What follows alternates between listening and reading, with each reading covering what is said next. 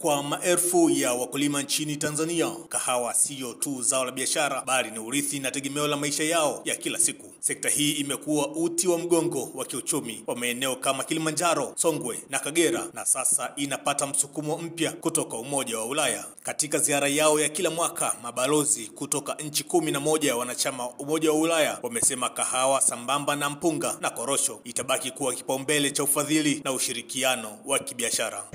On the presentation we just saw, which was very interesting, of the Tanzanian Coffee Board, we saw what Katika mada tuliona hivi punde kutoka Tanzania Coffee Board, tumeshuhudia uhai wa sekta ya kahawa na nafasi yake muhimu katika uchumi wa Tanzania, ambayo sisi kama Umoja wa Ulaya tunaifahamu vizuri. Tayari tumekuwa tukisaidia sekta ya kahawa kwa kiasi kikubwa katika miaka ya hivi karibuni. Kupitia mpango mkubwa wa Reconnect, sekta hii itabaki kuwa kipaumbele kwetu katika miaka mitatu ijayo, sambamba na zao la korosho na mpunga. Tunafanya kazi kwenye mnyororo mzima wa thamani wa kahawa ili kusaidia ukuaji wake hapa Tanzania.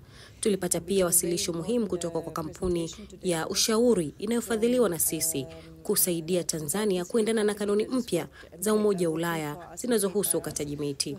Kuanzia Januari mwakani, kahawa au bidhaa yoyote itakayoingizwa Ulaya italazimika kuthibitishwa kwamba haikusababisha ukataji miti.